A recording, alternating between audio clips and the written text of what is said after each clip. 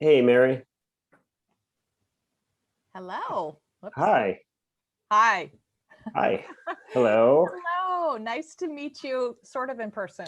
Yes. Well, thank you for joining us. I really appreciate you taking the time to join us and have this conversation tonight. We've gathered here a group of distinguished panelists and look forward to just having a conversation. Really taking a local look at some of the issues. Just a little bit of background. My name is Paul Holland. I'm pleased to moderate tonight's conversation. A little bit about me. I'm a lifelong Arlingtonian. I attended Arlington Public Schools, went to Taylor, Swanson, and W&L. I've been active in civic matters for, almost 15 years and have chaired the Fiscal Affairs Advisory Commission and the Park and Rec Commission. And I'm a past president of my civic association, Waverly Hills. Now live in Waverly Hills with my wife and two children who are in third grade and kindergarten at Glebe. So Right. very exciting. Just a little bit about tonight's conversation. The goal is to really address local issues amongst experts and people who know and care a lot about the community. We're not going to focus on partisan politics, but really have a conversation about some of the big picture current issues facing Arlington Public Schools. Sure. We're pleased to be joined by our school board vice chair, Barbara Cannonen, our former school board chair, Tanya Talento, and our current county board member, Christian Dorsey. So thank you to the three of you all for joining. Just a little bit about tonight's format. We've already had a conversation with Miranda, and so we're having two separate conversations lasting about 45 minutes each. We're focusing on three kind of specific areas. How do you plan to work with the other school board members and APS staff? What are your top two priorities as a candidate? And where do you see the school system in the future, 5 years, 10 years down the line? So each focus area will be led by one of the panelists with hopefully the opportunity for some follow-up questions as well. The full unedited conversations are going to be posted to YouTube and shared via various social media channels. And I know there's some current and former electeds who are interested in sharing it. With that, Mary, I'm going to thank you for joining us. I'm going to do a quick intro based on the bio you sent over, and then we'll get into the conversation. So thank you. Great. Mary Kadera has spent her career working in education. When she graduated from college, for several years, she taught high school English and biology in Virginia's public school system. Later, she joined PBS in the early days of the internet to create online programs for teachers and students. There, she worked her way up to lead PBS's National Education Division, writing and directing grant programs from the U.S. Department of Education and coordinating education services and community outreach efforts across PBS's local member stations. She left PBS when her first child was born, and since then she's been working with a variety of local and national education nonprofits, where she's helped them build organizational capacity, analyze and advocate for good education policy, and launch and improve programs for educators and students. Now she wants to bring what she knows to serve our local community as a member of Arlington's school board. Mary is also mom to a sixth grader and an eighth grader at Kenmore Middle School and a community volunteer, most recently as an officer with the County Council of PTAs. As a PTA leader in Arlington, she's been advocating in a number of areas, including how to make the boundary process more equitable and related community engagement processes more inclusive, how to improve the APS instructional program pathways so that they really focus on quality teaching and learning instead of enrollment and capacity issues, how to find cost savings and new sources of revenue to support the APS budget, and more. She's also been volunteering to support families in crisis over the past year with her own school community and in others by delivering groceries, school supplies, and books. You can learn more about Mary's work experience and community service on her website, www.maryforschoolboard.org. There you'll find links to education pieces she's written, her campaign platform, a list of her endorsements, and a description of the specific actions she'd push for as a school board member. So thanks again, Mary, for joining us. Certainly appreciate that. And now it's my pleasure to turn the microphone over to School Board Vice Chair Barbara Cannonen. Great. Great. Thank you, Paul. Paul did mention this is our second event, but I will thank you again, Paul, for putting this together and organizing this. I think it's a really interesting approach to conversation together. And thank you, Mary, for joining us. And especially thank you for running. Thank you. It's, Thank you. we've been there, know how much work that is and how, really putting yourself out there. So thank you for doing that. I do think this is an important chance to have a conversation. Our goal is a little bit different from the normal kind of debate formats and candidate forums. We want to talk together about the work ahead and also how we'll work together as a school board and also in collaboration with the county board, and with the goal, of course, to support our students. So when I, watch campaigns, remember my own campaign, I'm often struck by how different campaigning is from actually being a board member. So you're out there, you're talking to voters, you're trying to inspire them, sharing your ideas and speaking, about yourself. And then when you join the board, of course, you have 4 colleagues, you have the superintendent and staff. And at the end of the day, that's a group that you need to work with. And then you are 1 out of 5 votes. So to get things done, you need to do a lot of discussion, collaboration, potentially negotiation, and possibly compromise to achieve the goals that you believe our school system needs to achieve. So I'm just want to ask if you've thought about that, how you see yourself fitting into that role, what you see as the challenges or your strengths in terms of working with that environment and need to collaborate. Sure. I appreciate the question. And it's a really important one because, as you mentioned, so much depends upon the board, any board really, but the school board being able to work collaboratively and productively together. I like to think that some of the things that I'm doing during the campaign will transfer into that role. And then some of my previous work experience I would bring to working with my colleagues on the board. So one of the things that I have especially loved about campaigning is for me, getting out and talking to people is just, part of it is me sharing my message and my experience and my ideas. But in equal measure, if not more so, it has been incredibly valuable to me to hear from people in the community what their hopes are for their students, what they're worried about, what kinds of experiences they've had with APS in the past, and the ways in which they think APS can continuously improve. And so there have been now through the campaign, probably more than 50 of those individual conversations that I've had. And that's on top of meet and greets and campaign events organized by my team. But those one-on-one conversations have been incredibly valuable to me. And I've deliberately tried to seek out voices that are not my neighbors, that are not people in my own school community, so that I can have a richer understanding of what's happening. And so as a board member, I would want to, as much as possible, continue that kind of deep listening to all corners of the community and listening carefully to APS staff as well.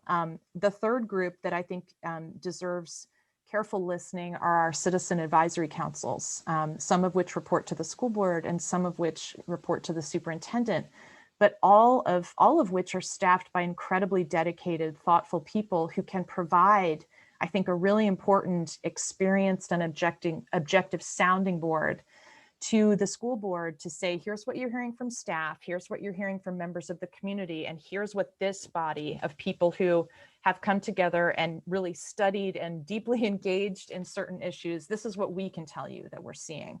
So I think having those kinds of inputs is incredibly important to all members of the school board, so that when they then engage in conversation with their colleagues, their fellow school board members, they're bringing not just their own ideas, but they're bringing this wealth of information and perspective to that conversation. One of the things that I'm a really big believer in is trying to identify, is trying to focus on people's intention. So when I am working in an organization with colleagues, and have worked with many boards before in my work life, the diversity of perspective, I think sometimes we can get kind of dug into particular positions before we take the time to just listen with kind of an and curious mind to our colleagues to say, I'm hearing that you have a particular position on this, but what is the intention behind that? What's the motivation behind that?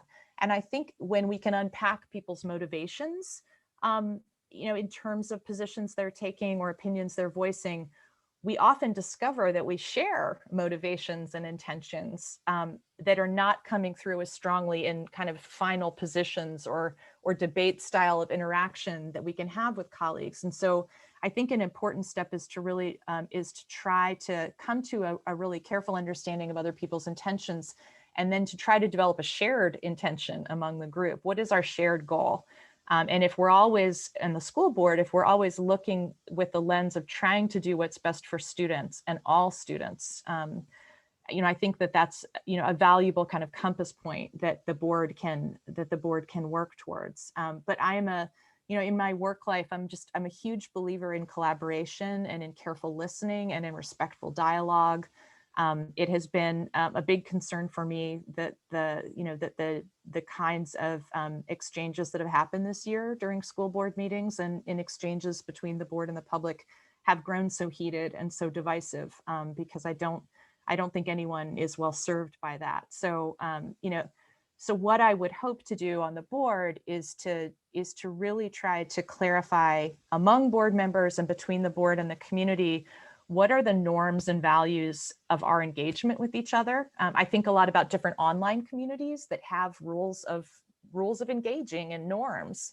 And I would like for our community to have those kind of norms when we respectfully are working together and sometimes disagree. So those norms are important. Understanding kind of the shared goal of the school board members is really important. And then trying to dig into people's intentions. And trying as much as possible to find some kind of landing place where we can all at least agree that we share a certain motivation or intention. We may disagree on exactly how to get there, but that's a better starting place than not even understanding, like, I don't even understand where she's coming from, which I think I've seen happen, in different organizations and on different boards. All right, thank you. There are a number of things you mentioned that I would love to follow up on. I know Paul's not going to give me time for all of them, so I'll just ask one for now and share the time. And I just want to ask you about, you mentioned, you've talked to lots of community members, and I think it's probably the case that occasionally the feedback you're getting is sometimes critical of staff, sometimes critical of the superintendent. We'll put this. You talked a lot about collaborating with the school board already in your previous response, so I'd like to talk more about staff and the superintendent. Who are full-time professionals and who we rely on for everything we do. And so how do you see that piece of, your work with them, and how to collaborate when you disagree, for example, with something a direction they may be going, or some analysis they did, how do you see that relationship playing out? Yeah, I think that there is a place for respectful disagreement between school board members and staff, and there's a place for healthy skepticism of data that gets presented or scenarios that staff may share with the board. I like to think that all of our work is improved to the extent to which we have additional sets of eyes on it and additional minds collaborating. So I would like to think that there is an openness among the APS leadership to having that kind of critical examination of their work. Again, and I don't mean critical examination in a way that denigrates their efforts at all, but in a way that is just adding additional perspective and another set of eyes to that work. I think one of the things that I hope to bring to the school board is I have a career in K-12 education. So I have, I have been lots of places and studied lots of policy, and my intention, and I would want to be very intentional and careful about this. My intention is not to be a second superintendent in that role, right? Bringing that experience. But I think that experience can be a benefit to the school board and to APS staff to be able to say, hey, I've seen things work this way, or this alternate approach to this problem in this other state or this other school system. Has staff considered that? And it may be that they have, and there are good reasons why they've chosen not to pursue that path. But I think having this knowledge base that I would bring would enable me to have those kinds of really generative conversations with staff where I can be a sounding board. I can be a critical friend is a term that we use a lot in my work life where we are, I share the same goal that the superintendent and staff would in terms of wanting to do the very best we can by our students and our staff, and want to be a resource for them, and also an accountability check, because one of the school board's jobs is not just the hiring, but the ongoing evaluation of the superintendent. And I think it's important for the community to understand that there is a level of accountability between the leader of the school system and the school board that oversees that person, and to understand in a general way what kind of criteria the school board uses when it does that. I think that's not always well understood, and I think some of the conversation that's happening this year especially reflects this idea that feels like a little bit of a black box to some people, and it's not appropriate for the community to be part of that evaluation process. Like, it's not a group evaluation, but I think they have to understand in a general way how that's happening and what kinds of things the school board values in the senior leader of the organization. Great, thanks, Mary. Kristen or Tanya, do you all want to follow up, and then we move to the next segment?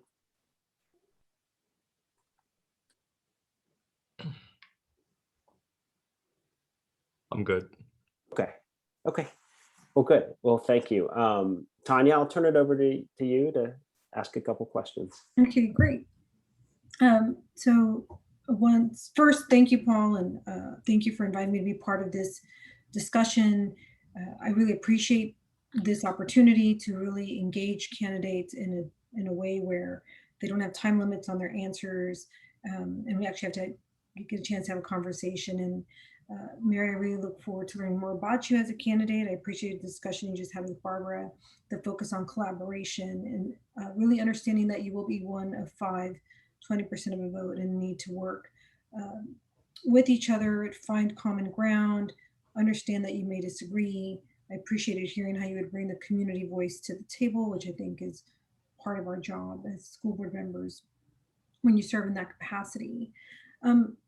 And one of the things that I think would be important to understand from you as a candidate is you are bringing perspectives, but what are some issues that you're really hoping to achieve with the perspective in the goal in your candidacy? Do you have about 2 priorities that you'd want to share with us tonight? I'm sure there's more, but could you share a little bit about your top 2 priorities that you're promoting through your campaign? Sure. A big priority for me, there are 2 things that I'm going to kind of group together, and I'll explain why I'm grouping them together. But equity would be one thing that would be hugely important to me. And when I think about the 4 years of this term going through January of 2026, when people have asked me in the campaign, what do you hope is different at the end of 4 years? The big headline for me is around equity, and is on making sure that the gaps that we see for some of our students and their families are minimized or even eliminated during that 4-year period. And equity, to me, that the thing that I hitch along to equity is healthy school culture. And for me, that's a very deliberate pairing, because I think when a lot of people talk about equity, they're looking at academic achievement, and they're looking at data like test scores, and they're looking at interventions that will improve reading scores, or improve other measures of academic achievement. And those things are critically important. I'm not minimizing those.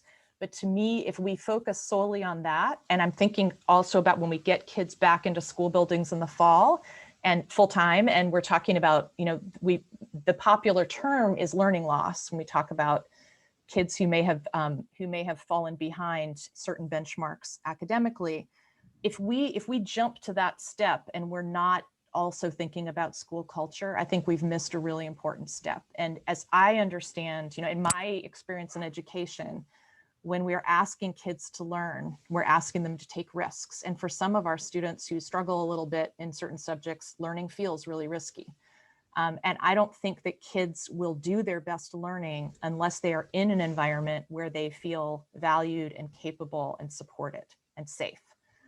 So school culture to me speaks to all of those things. And when I'm thinking about school culture, I'm thinking about environments where we have identified as much as possible policies or practices that disadvantage certain students and certain student groups and tried to eliminate those. I'm thinking about the presence of police officers in our schools, which we know for certain student populations has disproportionate negative impacts. I'm thinking about school cultures where families feel really engaged and included in ways that go above and beyond what we're doing today. And I'm thinking about places where staff feel like they have a real voice in decision-making and in policies that influence them. And our survey data shows that currently our staff does not feel that way. So this sort of triangle of staff, family, student really coming together to create a really inclusive and really healthy school culture is important to me because it sets the stage then for students to be able to do their best learning. And so for me, equity, like we will not achieve our equity goals unless we attend to both the academic pieces and the school culture pieces hand in hand. So that would be a really big priority of mine over the term of the next 4 years. The second thing that I would really like, that I think is just critical, which I'm sure we're going to talk about at some point this evening, is the financial stability of the APS organization, and just real concerns as I read the budget and as I talk to people on the Budget Advisory Council and community members. The long-term sustainability of the APS budget is in question. And I think that the staff themselves said that in the superintendent's proposed budget this year.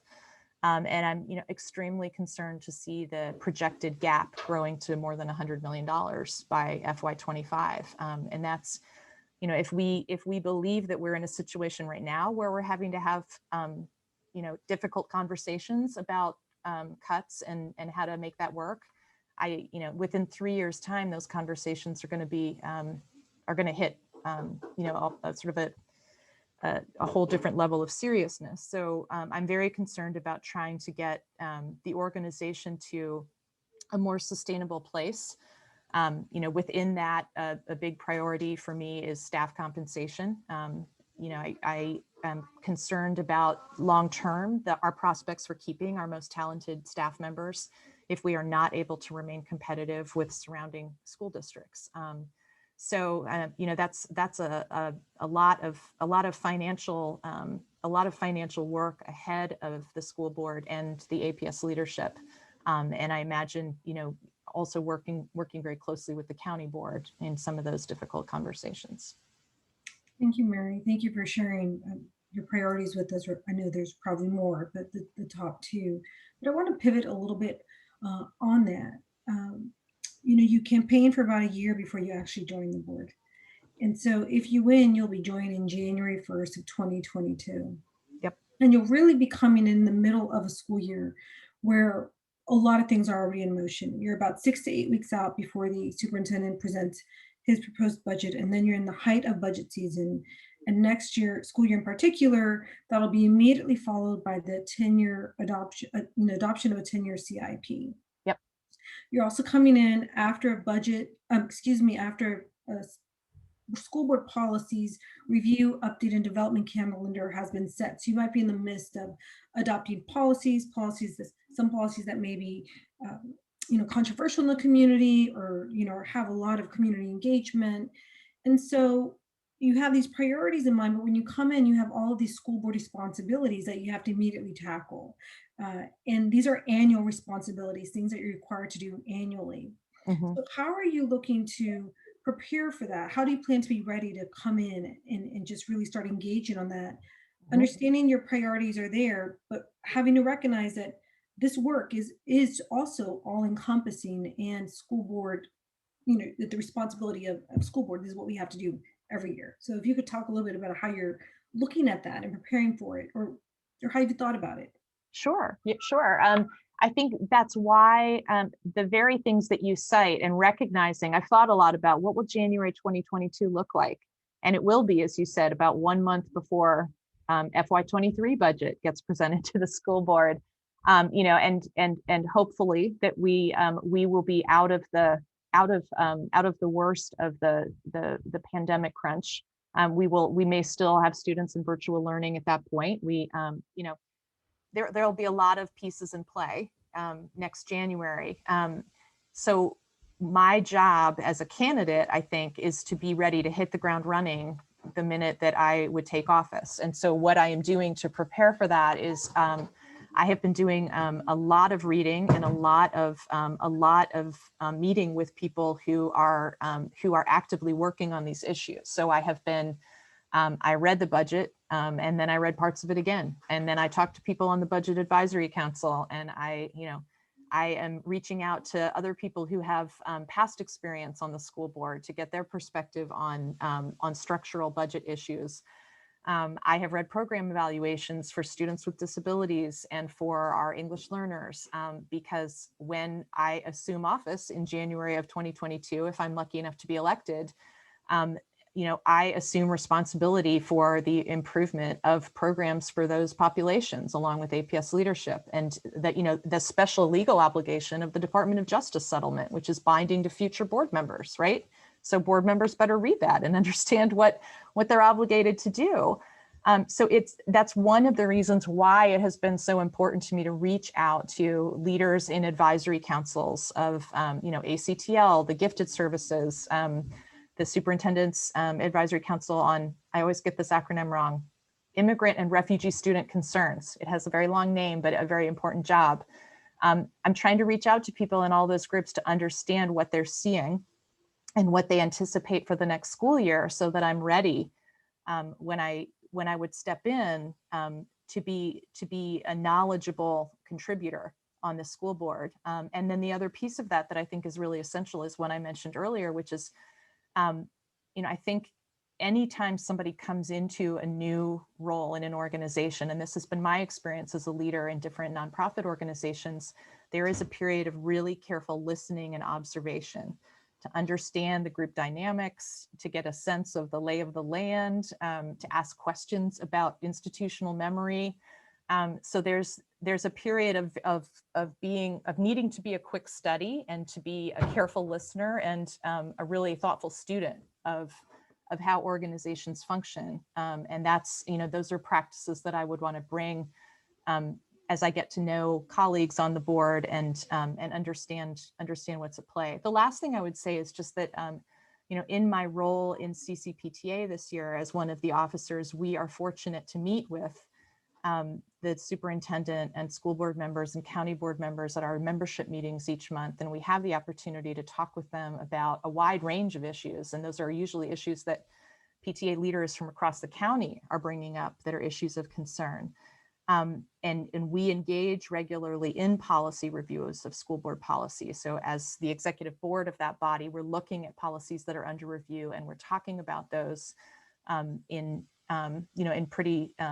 pretty substantive ways. So I feel like all of those experiences mean that I'm not coming to the job as somebody who would say, like, well, you have advisory councils or what? But I feel like I would have been carefully studying and trying to engage as much as possible in a non-official capacity before I would come in.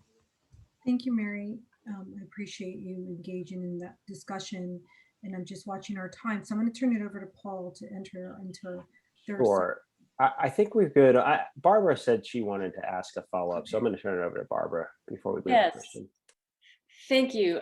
Mary, I was very interested in your comments about the sustainable budget, and you've probably been watching our work sessions. That's a key focus of mine as well. Yeah.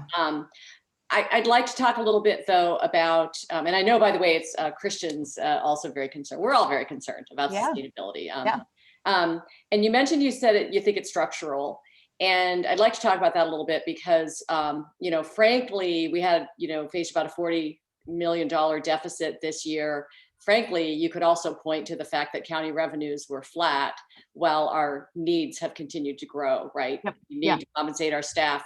We've had continual enrollment growth, and new needs just by definition. And then if you look at that budget forecast that you mentioned, that deficit grows to 100 because the assumption in that budget forecast is that county revenues will continue to be flat. Right, So right. again, there's an assumption right now, we'll see if it plays out about whether enrollment is going to continue to grow.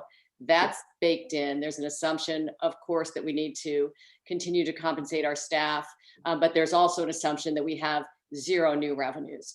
Right. So you called it structural. I'm not sure I would call it structural personally. I think I would call that a little bit of a cash flow problem, a pandemic due to the pandemic economy. And so I wonder a little bit, you also mentioned the need to compensate staff. And you haven't mentioned anything that will substantially reduce our Right. costs, our expenditures. And so I wonder if you've really thought about that. And again, as Tanya said, you're coming in January. The Yeah. only large tools we have are things like class size. So Yeah. how are you really thinking about this? Yeah, yeah, and I should clarify, when I say structural, I mean that the levers that we have to pull, if we make assumptions about which levers are fixed and which levers actually can be manipulated, that's what I mean by structural, right? And so I think that the conservative approach is the one that you just described, where you build assumptions.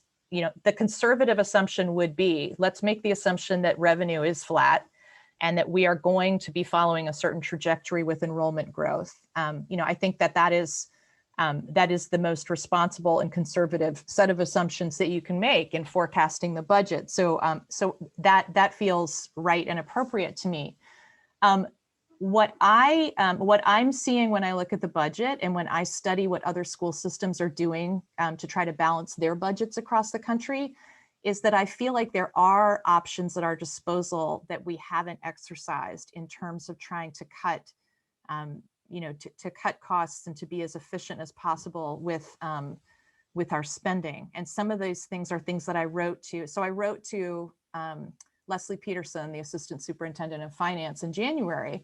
And I said to her, based on my research and my experience, I feel like there are some options at our disposal that could help us, close the gaps without needing to resort to the kinds of drastic measures that we see across the country sometimes, of massive layoffs or class sizes just going up to levels that feel pretty awful to teachers and students.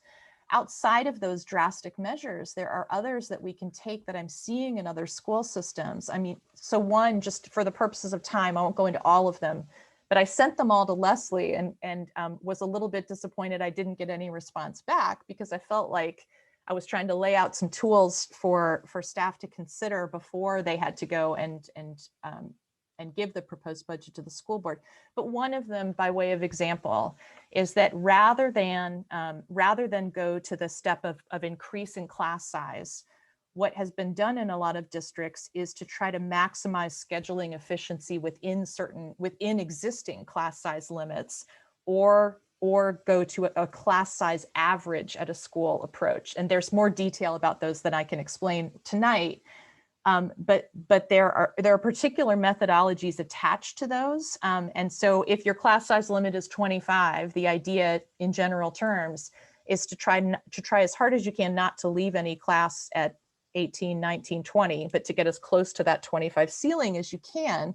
And there are a variety of strategies that districts are using to do that. And when they do it, they're saving tens of millions of dollars for a district, of a district of a size of 50,000, in the research that I saw, was saving upwards of $10 million a year. And so those are the kind of strategies that, and maybe APS has considered those, and those have been, there are reasons why that doesn't seem like a feasible solution.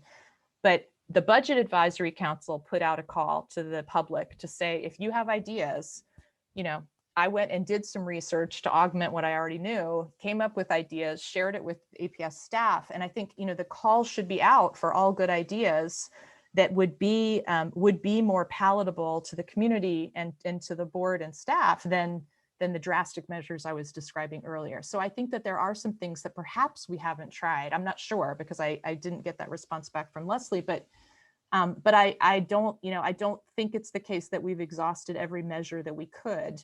in order to get to both the sustainable budget and to get to a place where we could do potentially more for our staff than we've been able to in recent years. Great. Thanks, Mary. Thanks, Tanya, for leading that segment as well. Christian, I'll turn it over to you. Well, thank you, Paul, and most especially thank you, Mary. It's nice to meet you and nice to have a chance to speak with you in this format. And thanks to Barbara and Tanya for initiating the previous conversation. I was taking copious notes and learning a lot from it.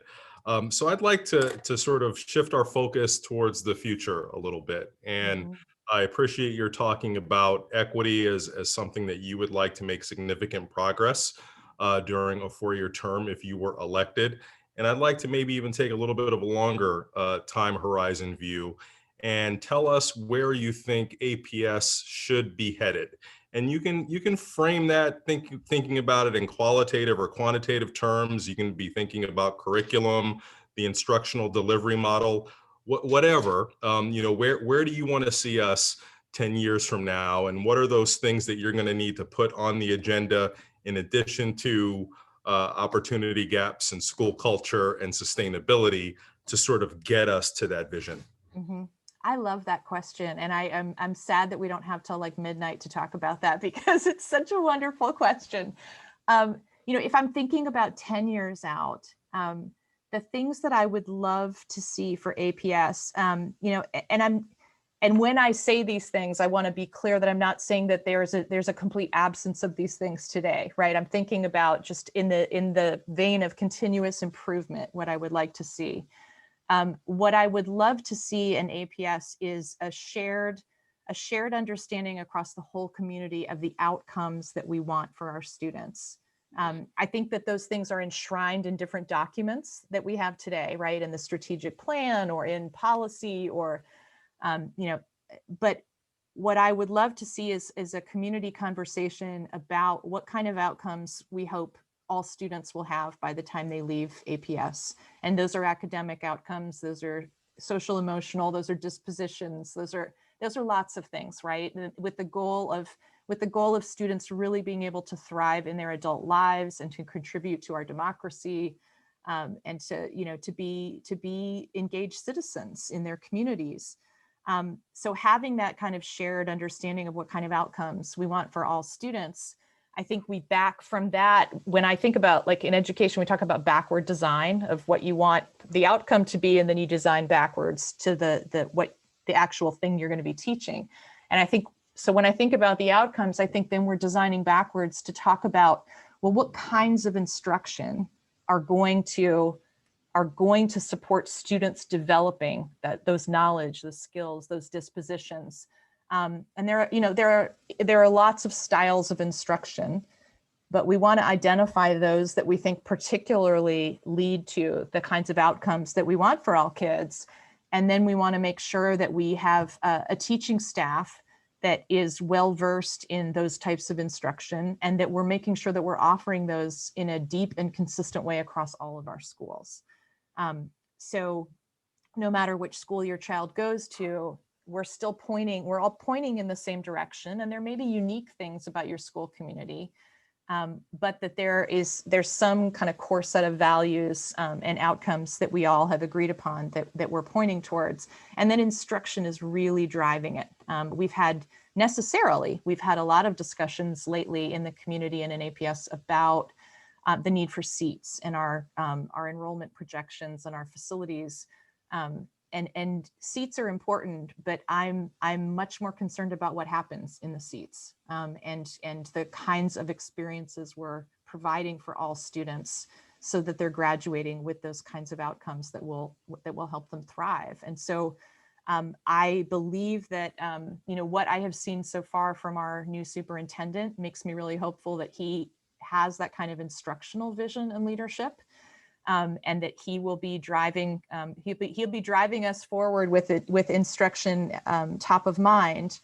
But I would love to see the community come together around a really exciting vision of what we can offer our students in terms of their experiences in schools, and then align our resources according to that. There has been, over the past year, and I would argue even before the pandemic, I feel like we have failed to capture people's imagination with something positive and exciting in our school system. And there are, I think people are craving that, particularly right now. We have an incredibly talented staff, and I think that, I would like to see them have, I would like to see them respected and their decision-making elevated in a way that that hasn't been available to them so far, so that they feel empowered in their jobs, and that they, what comes along with being empowered is a sense of responsibility and accountability. If I'm empowered and I am able to make decisions on behalf of, using my expertise on behalf of my students and with my students, then I'm also accountable for those decisions that I made. I can't sit back and take a passive role. And so, so I think about the ways that we change culture for our staff so that they have agency and accountability, and that we're all driving towards a really exciting vision while we fix some of these things that are lurking in our background that we keep talking about, like our budget and our need for seats. We can't ignore all of those things, but I feel like if we're solely focused on that, we're losing the forest for the trees. Well, let me ask another one, that's picking up on the sustainability conversation and what you just really mentioned about needing to have this community conversation. So imagine you have the platform at such a community conversation where the audience doesn't include the APS family that you have been intimately engaged with, but also includes the community at large, including county board members like myself who are, maybe animated by or have heard perspectives such as, why does APS have this issue with ongoing budget deficits, given that pre-COVID there were, 5 percentage points annual increase in budget. Per pupil spending, again, recognizing that there is no one data point that's dispositive of a school system's educational efficiency, but they see per pupil spending being the highest in the region, or Sure. they have the perspective that these budget deficits will come at the expense of addressing other needs, which may be more important to them as they may not have children in schools. What's your pitch at this community conversation for how this group of people should view engagement with APS on an ongoing basis? Yeah, it's a great question, and I think I would say a couple things in response. So one is that my position to those folks would be that it is in everybody's best interest in our community to have the best, highest quality school system that we can for all of Arlington, whether you have kids in that system or not. The benefit accrues to everyone in all kinds of ways. The most pragmatic would be things like property value. It would be our ability to attract new businesses to Arlington County. But in equal measure, if not more, it would be that we are creating the next generation of citizens of Arlington and other places. I don't imagine they're all going to stay here, but that we're creating the next generation of citizens that we're going to be relying on to make, to be stewards of our community and to make decisions on behalf of many generations. So that the education work is just vitally important to the whole community. And so I think it merits attention from everyone in the community for those reasons. I think it is incumbent upon the school system to be the best stewards possible of public funds and of public goodwill and of families' aspirations for their children. So I think that there was a responsibility that the school system bears, but a collective interest that we all share in making sure that they're carrying out that responsibility in just the best and most responsible way.